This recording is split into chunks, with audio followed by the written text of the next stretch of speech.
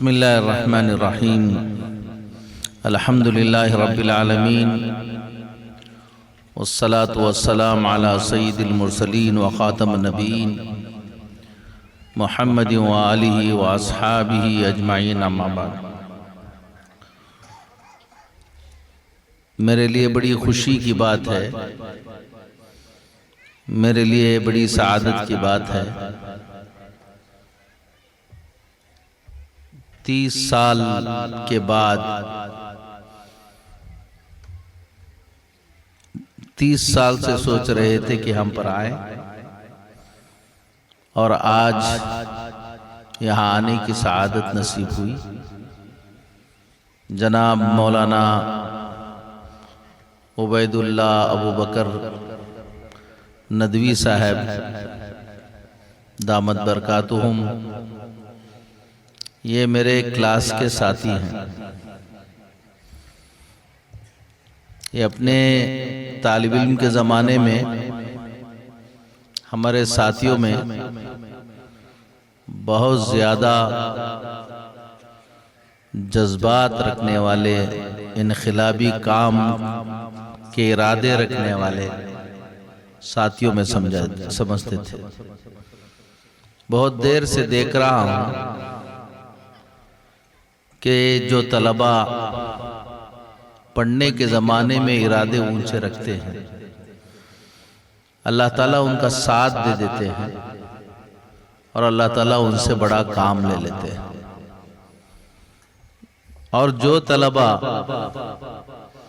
پڑھنے کے زمانے میں شکایتوں میں اپنا وقت گزارتے ہیں اور زمانے کی شکایتیں کرتے رہتے ہیں، تو وہ شکایتیں کرتے کرتے ہی رہ جاتے ہیں اور گمنام ہو جاتے ہیں۔ میرے ساتھیوں میں، میرے عہد کے لوگوں میں جتنے ساتھیوں نے عزم، توکل اور کام کرنے کا جذبہ لے کر باہر گئے، فارغ ہو کر، آج سب لوگوں سے اللہ نے کچھ نہ کچھ کام لیا ہے۔ اور ہمارے ساتھیوں میں وہ ساتھی بھی تھے کہ جو پڑھنے کے زمانے میں ایسا محسوس ہوتا تھا کہ ان کی صلاحیتیں ایسی ہیں کہ وہ آسمان سے تارے توڑ کر لے کر آئیں گے، اور جانے کے بعد اس ملک میں انقلاب برپا کریں گے، لیکن ان کے اندر وہ جذبہ نہیں تھا، وہ جوش نہیں تھا۔ اپنی صلاحیتوں کے باوجود وہ غائب ہو گئے۔ یہ بات میں نے اس وقت اس لیے کہی کہ بہت سے طلبہ ابھی یہاں پر پڑھ رہے ہیں، اور بہت سے طلبہ آج یہاں سے فارغ ہو رہے ہیں، تو ان کو بھی یہ سمجھنا چاہیے کہ جو نیت کر کے فارغ ہوگے، اللہ تعالیٰ تمہارے ساتھ اسی طرح کا معاملہ کریں گے۔ اس کی ایک مثال میرے سامنے برادر مکرم، رفیق مکرم مولانا عبید اللہ ابو بکر ندوی صاحب ہیں۔ بہت دیر سے ان فارغ ہونے والے طلباء کے تاثرات سن رہا تھا۔ اس سے ایک احساس ہوا کہ یہاں پر ایک معیاری انداز کی تعلیم ہوتی ہے، باصلاحیت اساتذہ ہیں، اور اچھی محنت کرائی جا رہی ہے۔ بچوں کے اندر، فارغین میں صلاحیت ہے، بات کرنے کا سلیقہ ہے، اور اللہ تعالیٰ چاہا تو ان اساتذہ کی محنتیں رنگ لائیں گی، اور یہ بچے جا کر اس دنیا کے اندر کچھ کام کریں گے انشاءاللہ۔ اس موقع پر میں چند باتیں یہاں کی عوام سے کہہ رہا ہوں، چند باتیں یہ فارغ ہونے والے طلباء سے کہہ رہا ہوں، چند باتیں اس مدرسے کے تعلق سے کہہ رہا ہوں۔ وقت بہت ہو چکا ہے، صرف 5-10 منٹ میں میں اپنی بات کو ختم کرتا ہوں، لیکن تھوڑا سا اشارے دے کر جاتا ہوں۔ 30 سال سے ہم بھی اس پورے ملک میں تعلیمی کام کر رہے ہیں، سارے بستی والے، اور معلوم ہوا کہ اس کو لائیو نشر کیا جا رہا ہے۔ جو لوگ بھی سن رہے ہیں وہ اس بات کو سن لیں کہ اس ملک کے حالات مسلمانوں کے لیے اپنی تاریخ کے سب سے زیادہ آزمائش والے حالات ہیں۔ یہ ایک نارمل زندگیوں کے موقع، نارمل اوقات میں ہم جیسے رہتے ہیں اس طرح رہنے کا موقع نہیں ہے۔ مسلمان اس وقت بہت بڑے آزمائش کے دور سے گزر رہے ہیں۔ اس آزمائشوں میں بہت سی آزمائشیں ہوں گی، لیکن جو اہم آزمائش ہے جس سے لوگوں کا ذہن ہٹا ہوا ہے، اس پورے ملک کے مسلمانوں کو سمجھ لینا چاہیے کہ اس ملک کے اندر آپ سب لوگ جن جن کالجوں میں پڑھ کر آئے ہیں، جن جن اسکولوں میں پڑھ کر آئے ہیں، ان سب کو بتا رہا ہوں، جس ایجوکیشن سسٹم میں آپ پڑھ کر آ رہے ہیں وہ ایجوکیشن سسٹم اس وقت بدل چکا ہے۔ ایک نیا ایجوکیشن سسٹم اس ملک میں آ چکا ہے۔ اس ملک کا مسلمانوں کے لیے سب سے زیادہ خطرناک اور آزمائش والا دن اگر آپ کو پوچھیں کہ کون سا ہے تو آپ کے ذہنوں میں بہت سی مثالیں آ سکتی ہوں کہ فلاں دن فلاں دن فلاں دن۔ میرے نزدیک اور جو قوموں کی زندگی کو جانتے ہیں، ملکوں کے اندر جو انقلابات آئے ہیں ان کو جانتے ہیں، ان سب کے نزدیک 28 فروری 2020 ہے، 28 جولائی 2020 ہے۔ 28 جولائی 2020 کو اس ملک کے ایجوکیشن سسٹم کو چینج کر دیا گیا۔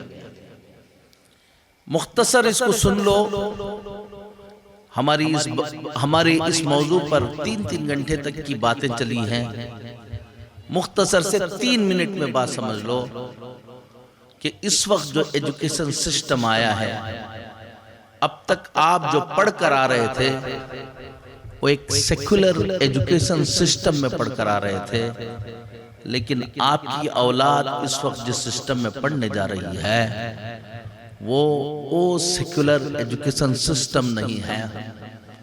3 چیزیں اس کے اندر کی گئی ہیں: saffronization of education system, spiritualization of education system اور نیشنلائزیشن آف ایجوکیشن سسٹم۔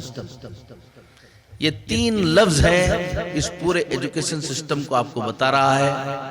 ان تینوں کا اردو میں ترجمہ سن لو کہ پورے ایجوکیشن سسٹم کو آپ میتھس پڑھ رہے ہوں، آپ سائنس پڑھ رہے ہوں، آپ سوشل اسٹڈی پڑھ رہے ہوں، آپ لینگویجز پڑھ رہے ہوں، آپ کا بچہ اسکول کو جا رہا ہے، پورے ایجوکیشن سسٹم کو زعفرانی بنا دیا گیا ہے۔ یعنی میتھس پڑھ رہا ہو، بچے کا ذہن کفر اور شرک کا بنتا چلا جائے گا۔ سائنس پڑھ رہا ہو، پوری سائنس کی کتابوں کے رنگ کو، بچے کے ذہن کو، اس کی مینٹالٹی کو کفریہ اور شرکیہ مینٹالٹی میں چینج کر دیا جا رہا ہے۔ اچھی طرح سن لو کہ آپ کا بچہ صرف سائنس کی کتاب نہیں پڑھے گا، سائنس کی کتاب کے ساتھ اس کا ذہن کفر اور شرک کے رنگ میں بھی رنگتا چلا جائے گا۔ دوسری چیز اسپریچولائزیشن آف ایجوکیشن سسٹم۔ کوئی آپ لوگ پڑھ کر آئے ہو اور بہت سے لوگ اسکولوں میں پڑھا بھی رہے ہیں، ان سب کو بتاتا ہوں کبھی بھی انڈین ایجوکیشن سسٹم میں روحانی ایجوکیشن کو نہیں لایا گیا تھا۔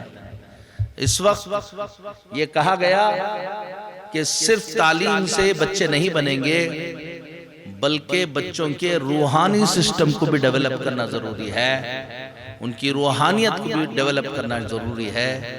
تو آپ سوچو اگر وہ لوگ آپ کے بچے کو روحانی تعلیم دیں گے تو کون سی دیں گے؟ کہ ہمارے ہاں بھی اسلام میں بھی روحانی تعلیم ہے، قرآن کی تلاوت کراتے ہیں، مراقبہ کراتے ہیں، نماز پڑھاتے ہیں، روزہ رکھاتے ہیں، حج ہے، زکوٰۃ ہے، ذکر و اذکار ہے۔ یہ سب انسان کے، ایک مومن کے روحانی سسٹم کو ڈیولپ کرنے کے لیے کی چیزیں ہیں۔ اگر وہ کرائیں گے تو کون سا روحانی سسٹم پڑھائیں گے؟ آپ دیکھ لو کہ آپ کا یہ بچہ جو اسکول کو جا رہا ہے وہ روحانی سسٹم کے نام سے کفر اور شرک کے دلدل میں پھنستا چلا جا رہا ہے۔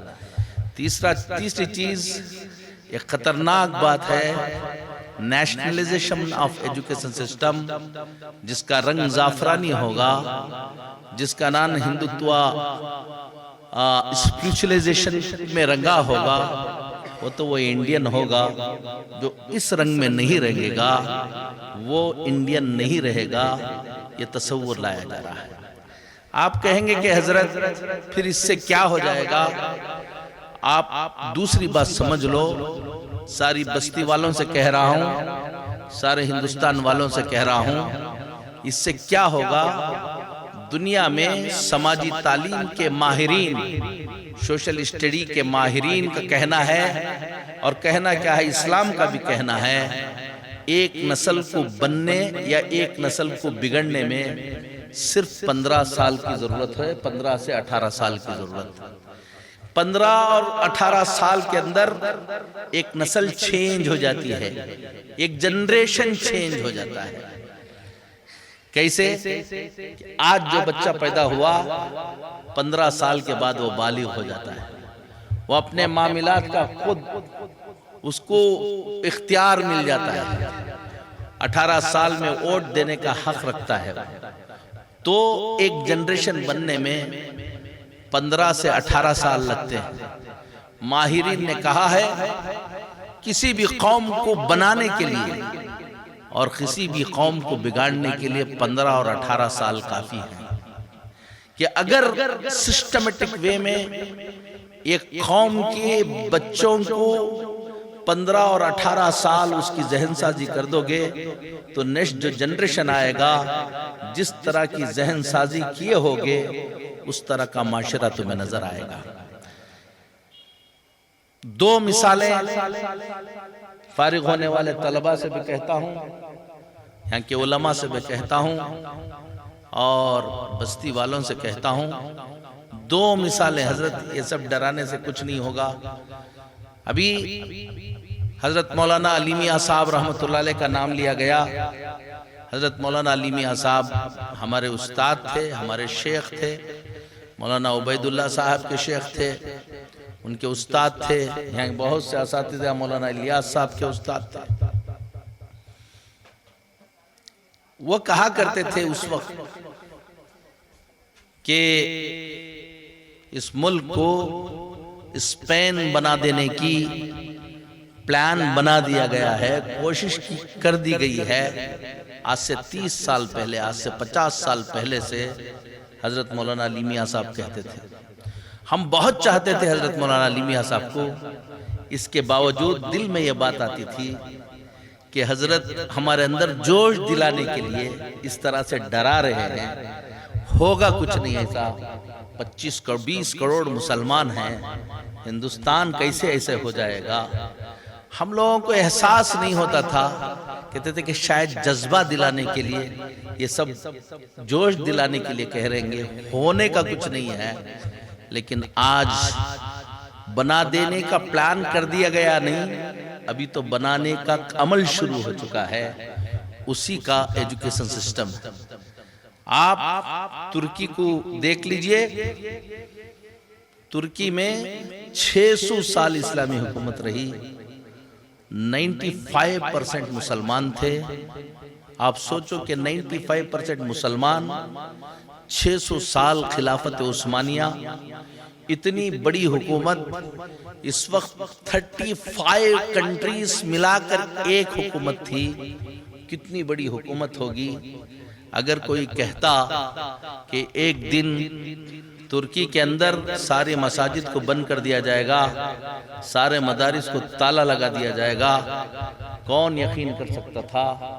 1886 کے اندر، میں لمبی بات نہیں کرنا چاہتا، ایک پادری تھا جس کا نام تھا ہیملن، اس کے ساتھ ایک انجینئر تھا سمت کے نام سے، وہ سلطان عبدالمجید کے پاس آیا۔ ٹیلی گرام ٹیکنالوجی نئی آئی تھی، اس ٹیلی گرام ٹیکنالوجی کو انٹروڈیوس کرایا۔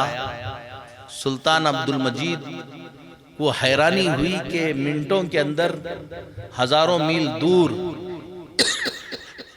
ٹیلی گرام ٹیکنالوجی کے ذریعے پاس کیا جا سکتا ہے۔ تو اس نے ہیملن سے کہا تھا، اس پادری سے، وہ پادری چاہتا تھا کہ 600 سال پہلے یہاں بیزنطین امپائر تھا، عیسائیوں کی حکومت تھی، دوبارہ اس کو لینا ہے۔ تو اس کی تڑپ میں گھوم رہا تھا۔ سلطان عبدالمجید نے اس سے کہا کہ میں بہت زیادہ تم لوگوں سے خوش ہوں، ٹیلی گرام کے نظام کو میرے ملک میں لے کر آؤں گا، لیکن اس سے پہلے تم سے یہ کہہ رہا ہوں کہ خوش ہو کر کچھ انعام دینا چاہتا ہوں، تم کو کیا انعام دینا وہ بتاؤ۔ تو ہیملن نے کہا تھا کہ مجھے کوئی انعام کی ضرورت نہیں ہے۔ اس وقت جس وقت سلطان عبدالمجید ہیملن سے یہ کہہ رہا تھا کہ میں انعام دینا چاہ رہا ہوں، اس وقت سلطنت عثمانیہ اس زمانے کا سپر پاور تھا، کوئی سلطان عبدالمجید معمولی آدمی نہیں تھا۔ اس وقت جیسا ٹرمپ ہے اس سے زیادہ طاقتور تھا۔ وہ شخص 35 ممالک کا جو سربراہ ہے، وہ کہہ رہا ہے کہ میں تم کو ایک انعام دینا چاہتا ہوں، کہو کیا کہنا۔ کبھی کبھی میں بھی سوچتا ہوں اگر میں وہاں پر ہوتا، مجھ سے کہتا، میں ایک ٹیکنالوجی پیش کرتا، مجھ سے پوچھتا کہ تم کو میں انعام دینا چاہتا ہوں تو میں کیا مانگتا؟ کچھ دولت مانگتا،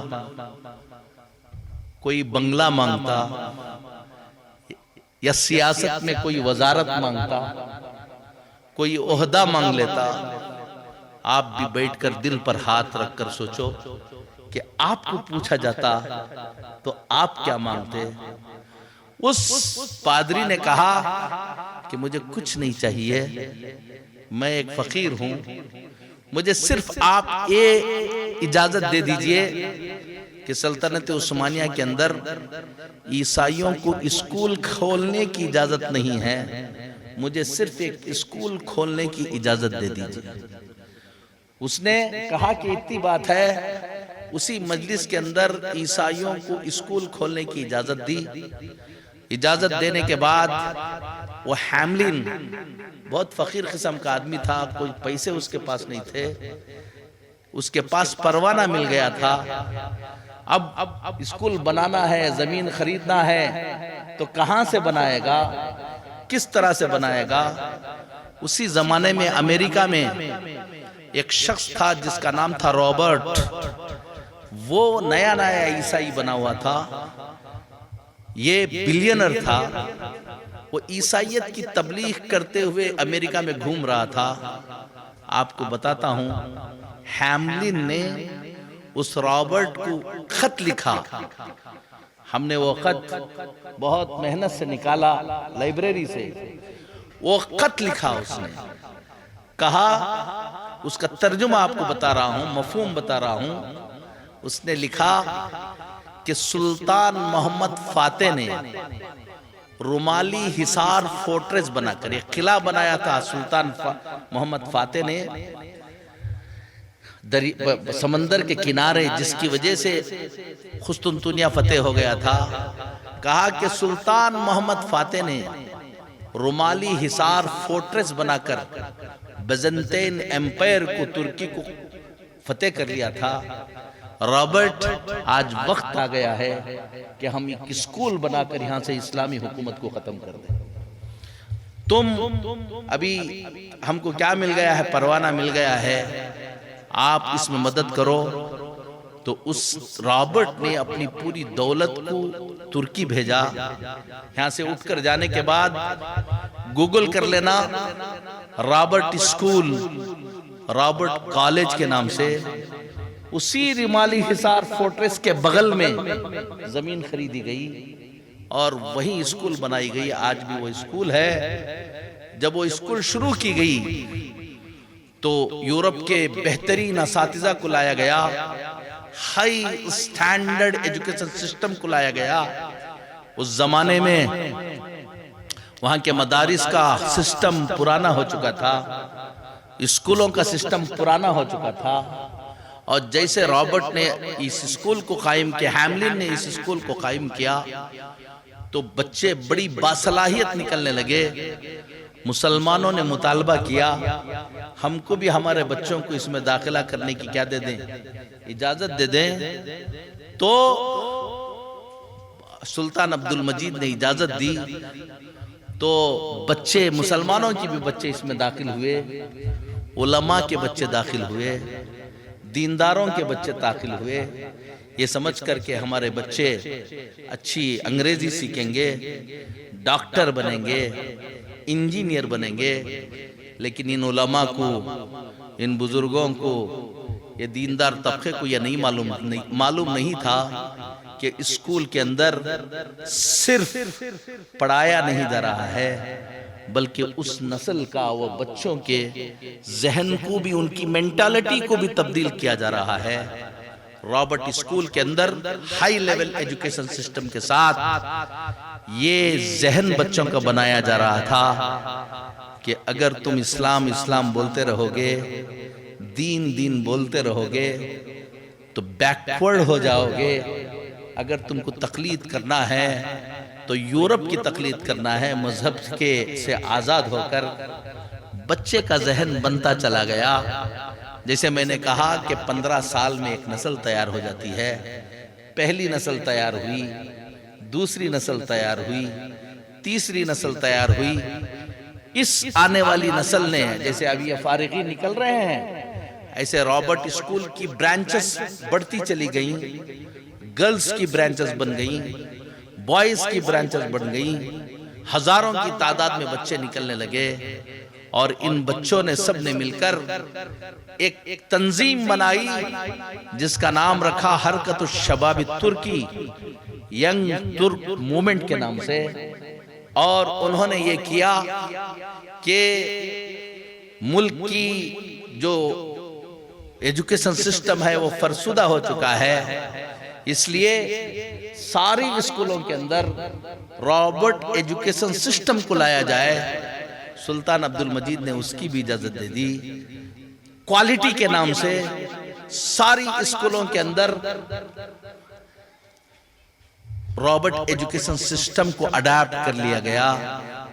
دیکھتے ہی دیکھتے حساب لگا لینا، 1886 اور 1922 صرف 29 سال اور 40 سال کے اندر ایک ایسی نسل تیار ہوئی، جنگ عظیم ہوئی۔ اس کے اندر میں نہیں جاؤں گا۔ اس کے بعد خلافت عثمانیہ ٹوٹ گئی اور ترکی پر خلافت کو ختم کر دیا گیا، اور پہلا پریزیڈنٹ بنا کمال اتا ترک۔ پہلے ہی دن آ کر 95% مسلمان تھے، اس نے آرڈر جاری کیا کہ کوئی مسجد کو کھلا نہ رکھا جائے۔ ایک ساتھ ساری مساجد کو تالا لگایا گیا، سارے مدرسوں کو تالا لگایا گیا، اذانوں کو پروہیبٹڈ قرار دیا گیا، قرآن کو جلایا گیا، برقعے کو پھاڑا گیا، یہ ٹوپی پہننا غیر قانونی قرار دیا گیا. یورپ کی ٹوپی پہننا اس کو لازم کیا گیا. اور آپ کو بتاتا ہوں کہ صرف 40 سال کی محنت 30 سال کی محنت میں جہاں پر 95% مسلمان تھے وہاں پر 30 سال تک اذان نہیں ہوئی تھی. 1922 سے لے کر 1950 تک وہاں پر اذان نہیں ہوئی تھی. وہاں پر نماز نہیں ہوئی تھی. سارے مدرسے بند کر دیے گئے تھے. یہ مدرسوں کو بند کرنے والے، یہ اذانوں کو روکنے والے، یہ برقعے کو پھاڑنے والے، یہ قرآن کو جلانے والے کوئی یہودی نہیں تھے، کوئی عیسائی نہیں تھے، کوئی دوسری جماعتوں کے لوگ نہیں تھے. یہ مسلمانوں ہی کی اولاد تھی جن کے ذہن کو تبدیل کر دیا گیا تھا. آپ سوچ سکتے ہیں تعلیمی نظام کیا کرتا ہے. یہی حال رشیا کا ہوا. ابھی 6 بچے کھڑے ہوئے، آپ کو سیاہ ستہ 6 کتابیں اس کا تعارف کرا رہے تھے. یہ بچے آپ جو بچے تعارف کرا رہے تھے یہاں سے اٹھ کر جانے کے بعد امام مسلم کہاں کے تھے، امام بخاری کہاں کے تھے، امام ترمذی کہاں کے تھے، اور ابن ماجہ کہاں تھے، امام نسائی کہاں کے تھے، گوگل کر لینا. یہ پورے اس علاقے کے تھے. ہدایہ پڑھائی جاتی ہے ندوے میں. امام مرغنانی کہاں کے تھے. یہ سارے کے سارے اس رشیا کے علاقے کے تھے، سوویت یونین کے علاقے کے تھے. یہ سارے علاقے سوویت یونین کے تحت آتے تھے. بخارا وہیں تھا، نیشاپور وہیں تھا، اور مرغنان وہیں تھا. ترمذ آج بھی وہیں ہیں. بڑی بڑی مسجدیں بنی ہوئی ہیں. ایک بخاری کے درس میں 1 لاکھ طلبہ رہتے تھے. اتنا بڑا درس ہوا کرتا تھا. سوچو کہ اس پورے علاقے کے اندر دین کا کیا عالم ہوگا. اور سوچ لو کہ دین سے کیسی محبت ہوگی. 90 سے 95% مسلمان تھے وہاں پر. کہیں آپ کو کہا جائے کہ ایسی جگہ پر اس بخاری کے درس میں کھڑے ہو کر کوئی ایک آدمی کہتا کہ مسلمانوں تھوڑا سا فکر کر لو ورنہ یہ بخاری بھی ختم ہو جائے گی، یہاں سے یہ مدارس بھی ختم ہو جائیں گے. کون سننے والا تھا؟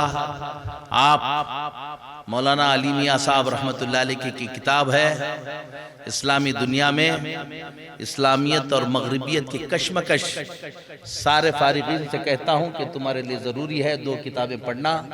ایک ماذا خسر العالم بانحطاط المسلمین، اور دوسرا ایک کتاب ہے جس کی میں اسلامی دنیا میں اسلامیت اور مغربیت کی کشمکش کو پڑھو. سازشیں کیسے ہوتی ہیں، کس طرح سے اسلامی دنیا میں دین کو ختم کرنے کی سازشیں کی. حضرت نے لکھا ہے 2 طریقے سے کمیونسٹ نظام داخل ہوا. ایک اسکول کے راستے سے، اور دوسرا نرسنگ ہوم کے راستے سے.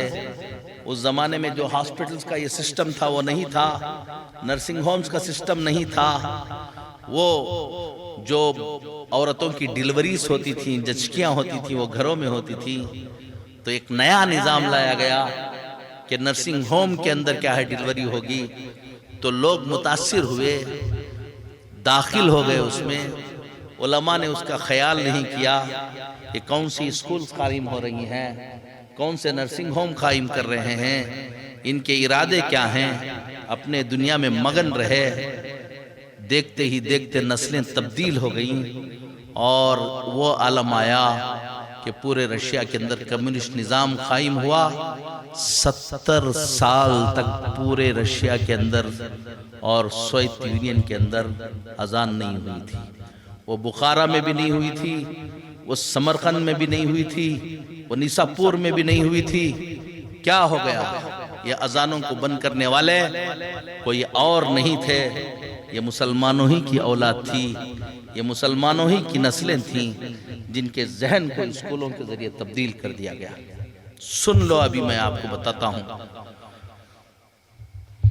ہمارے بستی کے لوگوں، جہاں جہاں تک کی آواز میری جا رہی ہے، جو لوگ اس وقت کے حالات جانتے ہیں، تڑپ جا رہے ہیں، راتوں میں نیند نہیں آتی ہے اور آدمی تڑپ رہا ہے کیا کرنا ہے، یاد رکھ لو بالکل وہی تجربہ ایجوکیشن سسٹم کا لا کر اس وقت اس ملک کے اندر آزمایا جا رہا ہے. اسی کا نام نیشنل ایجوکیشن سسٹم 2020 ہے. NEP national education policy 2020. NCF بھی ابھی آ گیا، اپریل 2023 میں اس کا NCF بھی آ گیا. لمبی بات چھوڑ دیتا ہوں کہ اس وقت حفاظت کرنے کے لیے سب سے پریارٹیز ہیں. اس امت کے بہت سے مسائل ہیں، اس امت کے سیاسی مسائل ہیں، اس امت کے معاشی مسائل ہیں، اس امت کے ہیلتھ کے مسائل ہیں، ہزاروں مسائل ہیں. لیکن کام کرنے والوں کو پریارٹیز، ترجیحات کو دیکھنا چاہیے. کون سا؟ سوچو کہ ایک آدمی کا ایکسیڈنٹ ہو گیا، اب اس کے سر پر بھی مار لگ گیا ہے، اس کی انگلی بھی ٹوٹی ہوئی ہے، اس کا پیر بھی فریکچر ہوا ہے اور اس کے سر پر سخت چوٹ آ گئی ہے. جب آپ اس کو ہاسپٹل لے کر جاؤ گے، ڈاکٹر اس کی انگلی کو نہیں دیکھے گا، اس کے پیر کی طرف نہیں دیکھے گا، پہلے اس کے سر کا علاج کرے گا. اگر آپ کہیں گے کہ اس کی انگلی کو کیوں نہیں دیکھ رہے ہو، کہا کہ وہ بھی دیکھ لی جائے گی، وہ پیر بھی دیکھ لیا جائے گا. اگر اس سر کا علاج فوراً نہ کیا جائے تو مر جائے گا. مرنے کے بعد کیا کر سکتے ہو؟ اس کی پہلے جان بچانے کی ضرورت ہے. جب وہ اسٹیبل ہو جائے تو اس کی انگلی بھی دیکھی جائے گی، اس کا پیر بھی دیکھا جائے گا. سن لو اچھی طرح سے، اس وقت سب سے اہم کیا ہے؟ کام یہ ہے اس ملک کے اندر، ہر بستی کے اندر، ہر شہر کے اندر. ہم تو بڑے ہو گئے، ہمارا ذہن ہمارے اساتذہ نے بنایا اور انشاءاللہ ایمان پر جئیں گے اور ایمان پر مریں گے.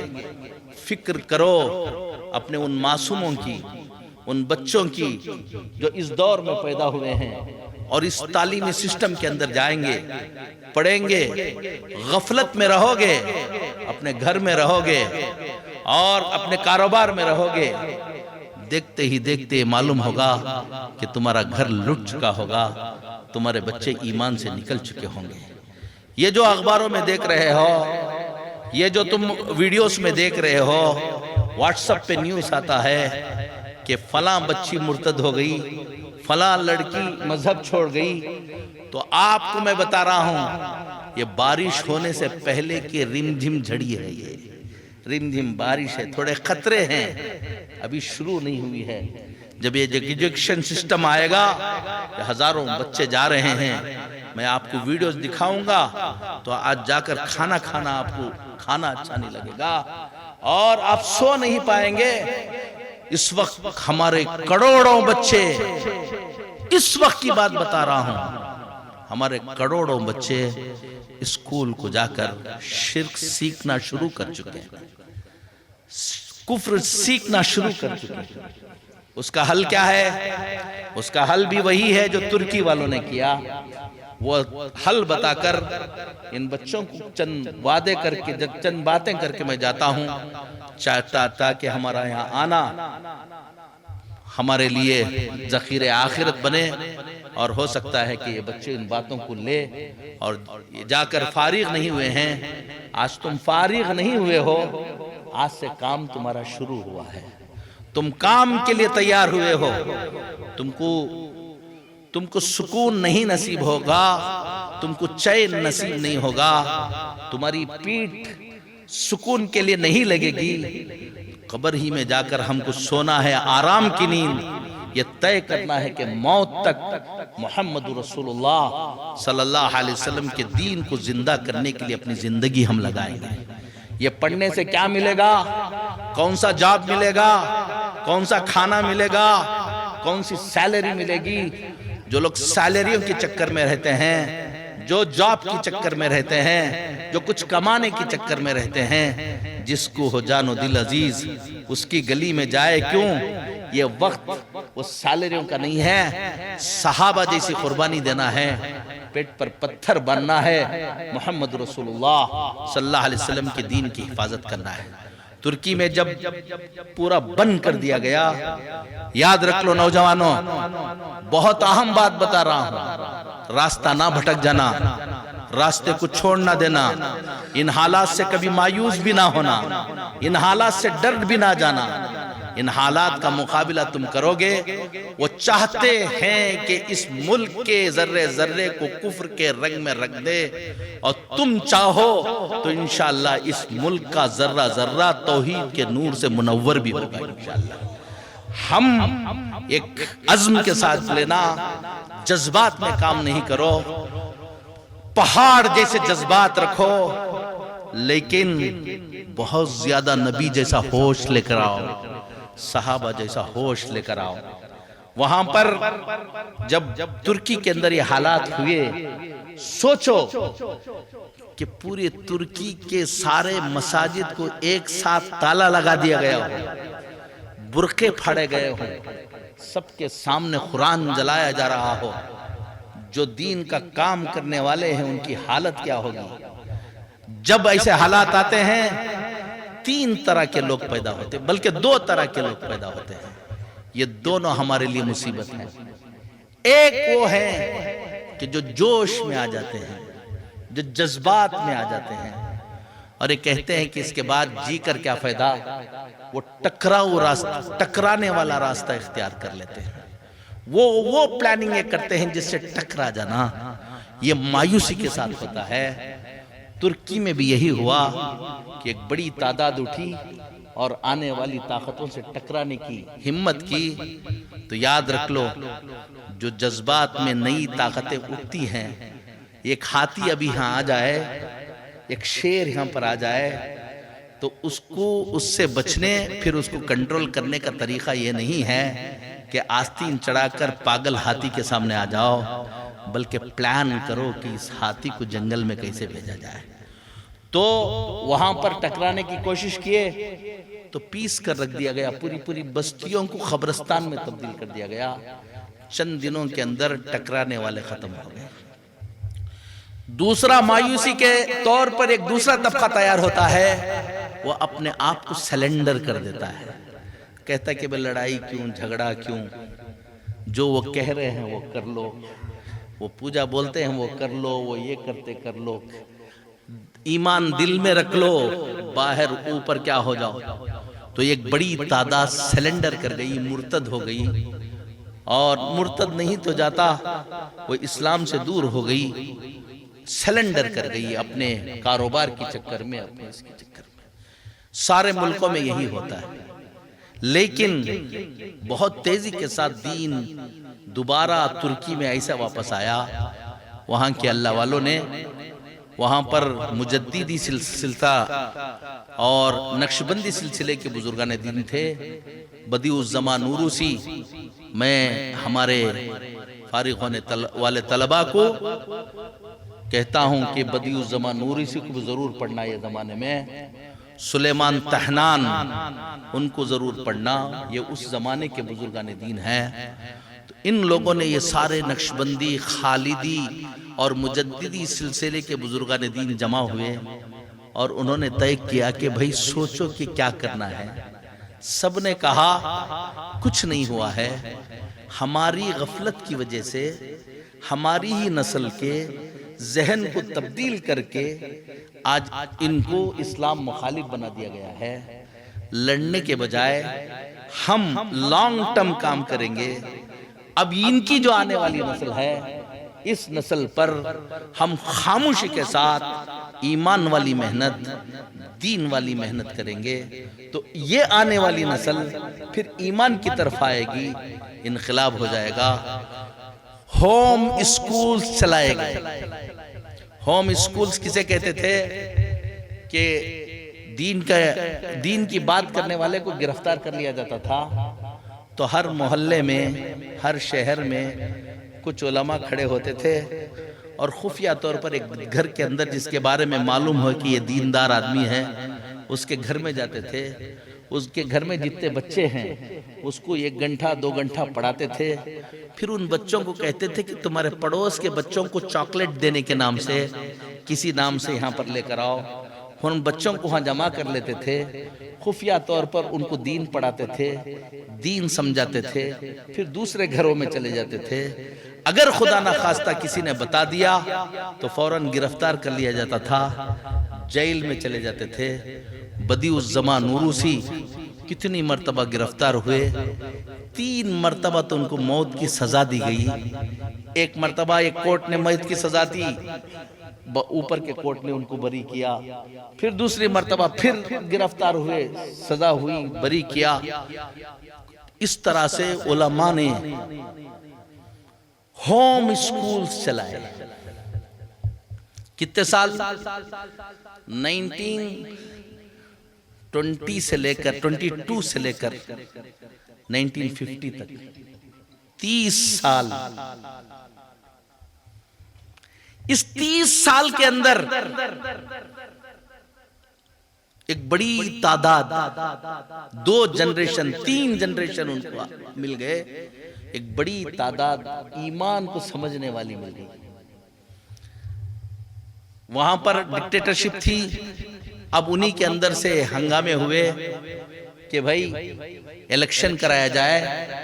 تو لہٰذا 1950 کے اندر election multi party political system کو لایا گیا. اب الیکشن کا وقت آیا. ایک شخص تھا جس کا نام تھا عدنان مندریس. انہوں نے ایک پارٹی بنائی. ان کے پاس یہ علماء سب گئے، کہا کہ ہماری ایک شرط قبول کر لیں گے، ہمارا اتنا بڑا ووٹ بینک ہے، وہ سارا ووٹ آپ کو ڈال دیں گے، ایک کام ہمارا کرنا ہوگا آپ کے جیتنے سے. انہوں نے پوچھا کہ کیا کام ہے تھوڑا بتاؤ. تو ان علماء نے اس عدنان مندریس سے وہی مطالبہ کیا تھا جو مطالبہ ہیملن نے عبد المجید سے کیا تھا. وہ مطالبہ یہ تھا کہ جب آپ کی حکومت آ جائے تو ہم کو صرف یہ کیا جائے، آپ جو اسکول چلاتے ہیں وہی اسکول ہم بھی چلائیں گے. صرف اتنی اجازت دے دی جائے، کو ریلیجیس اسکول قائم کرنے کی اجازت دے دی جائے کہ اس سلیبس کے ساتھ ہم تھوڑا سا دین بچوں کو کیا کر دیں گے، پڑھا دیں گے. انہوں نے کہا کہ آپ دے دو میں کر دوں گا. الیکشن ہوا، سب نے ووٹ کیا، عدنان مندریس جیت کر آ گیا. اس نے اجازت دی کہ کو ریلیجیس اسکول کھولنے کی اجازت دی جاتی ہے. آپ کو بتاتا ہوں 12 سال کے اندر 6000 اسکول کھولے گئے. اسکول کھولنے کا طریقہ یہ تھا کہ جتنے بھی مالدار قسم کے لوگ تھے ان سب کو ان بزرگوں نے بلایا.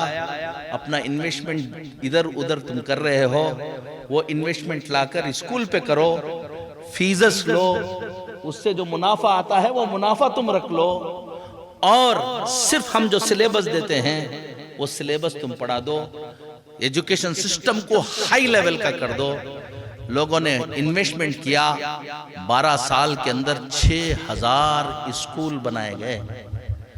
دیکھتے ہی دیکھتے پھر مسجدیں کھولنے کی اجازت دی گئی. امامت کرنے والے نہیں تھے تو علماء نے ان سے کہا جتنے مدرسے بند تھے ان مدرسوں کو کھولو، جو سیکولر سلیبس تم پڑھاتے وہی وہاں پر پڑھائیں گے.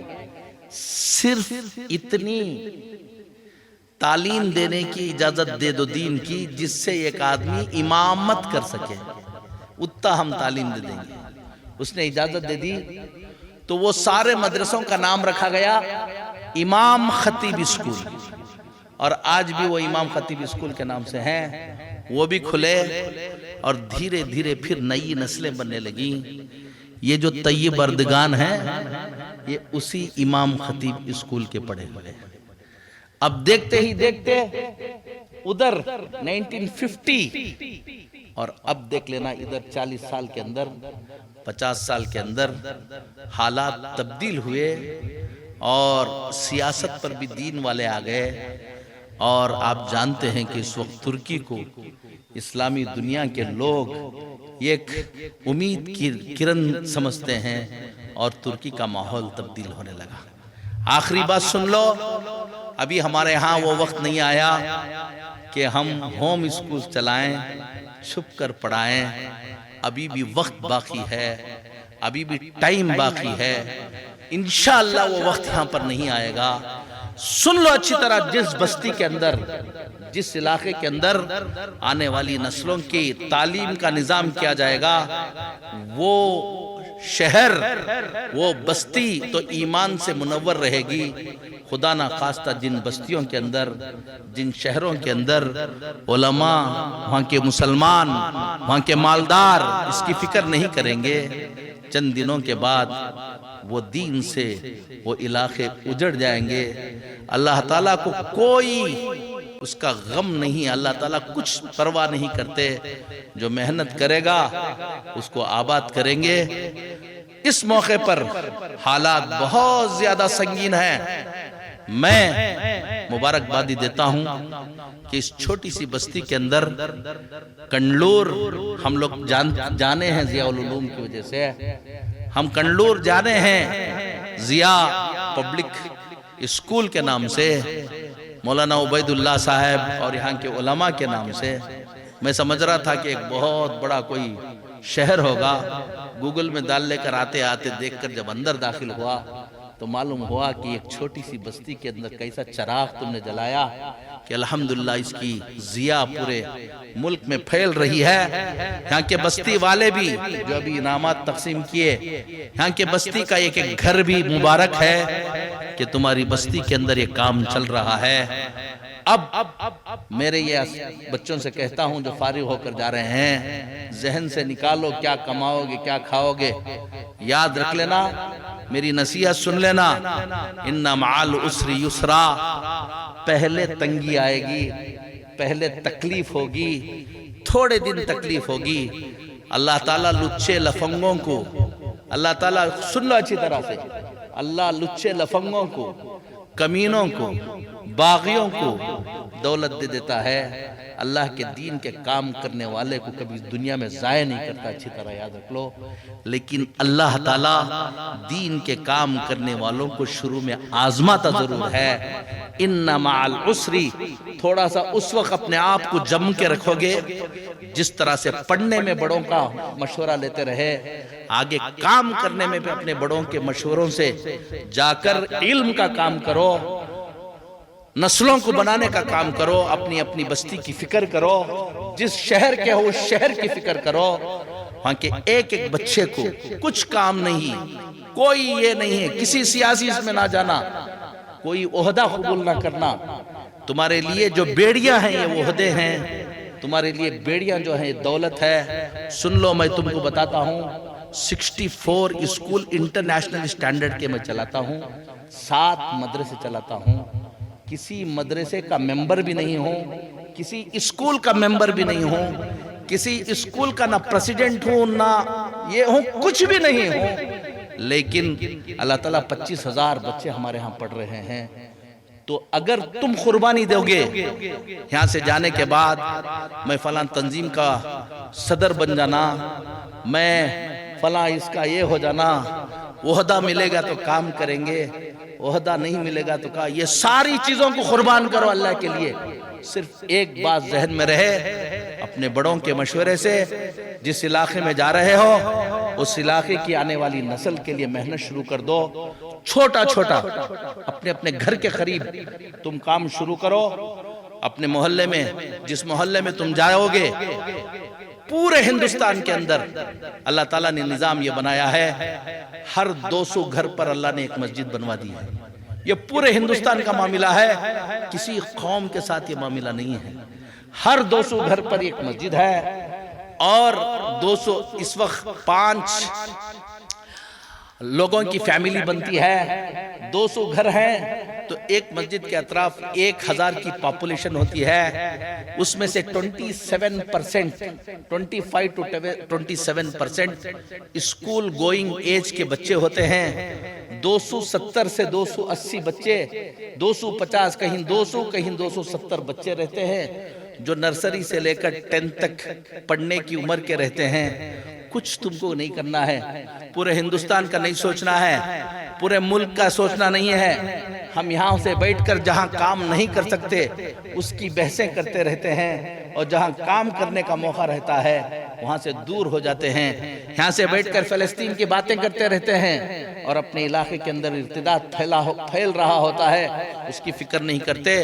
پورے ملک کو چھوڑو، اس ملک کے اندر اللہ تعالیٰ دین کو زندہ کرے گا اور زندہ ہو کے رہے گا، لیکن تم نام لکھاؤ کہ اے اللہ اس کام کے لیے میں بھی حاضر ہوں۔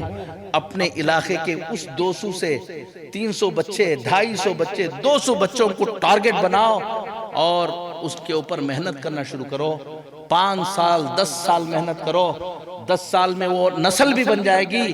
اور تم کو میں اللہ کے سامنے بتا رہا ہوں، اس اسٹیج پر کر کے بتا رہا ہوں، تم 100-200 بچوں کی زندگیاں بناؤ گے، اللہ تعالیٰ تمہاری زندگی کو برباد نہیں کر دے گا، اللہ تم کو بھی آباد کرے گا۔